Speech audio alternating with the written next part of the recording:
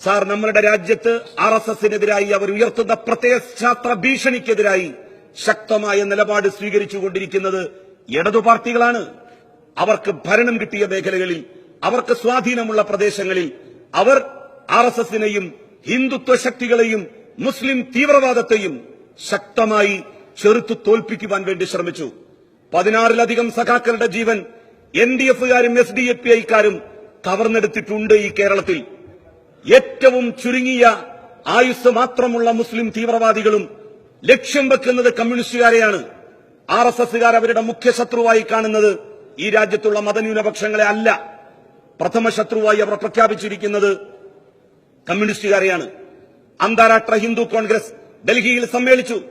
5 ശത്രുക്കളെ അവർ പ്രഖ്യാപിച്ചു. ആ 5 ശത്രുക്കളും M എന്ന അക്ഷരത്തിലാണ് തുടങ്ങുന്നത് എന്നും അവർ പ്രഖ്യാപിക്കുകയുണ്ടായി. M എന്ന അക്ഷരത്തിൽ തുടങ്ങുന്ന തങ്ങളുടെ ആദ്യത്തെ ശത്രു മാർക്സിസ്റ്റുകാരാണ് എന്നവർ പറഞ്ഞു.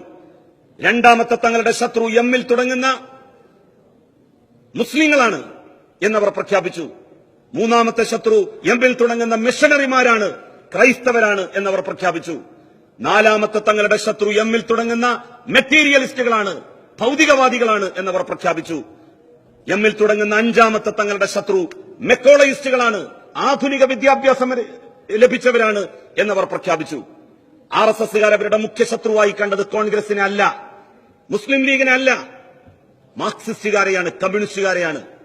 NDFകാരും SDPIക്കാരും അവരുടെ മുഖ്യ ശത്രു പട്ടികയിൽ പ്രഥമ സ്ഥാനത്ത് നിർത്തിയിരിക്കുന്നത് കമ്മ്യൂണിസ്റ്റുകാരെയാണ്. ഒരു കമ്മ്യൂണിസ്റ്റുകാരന് ഇതിലും കൂടുതൽ അഭിമാനിക്കാൻ എന്തുണ്ട്, എന്തു വേണം സാർ?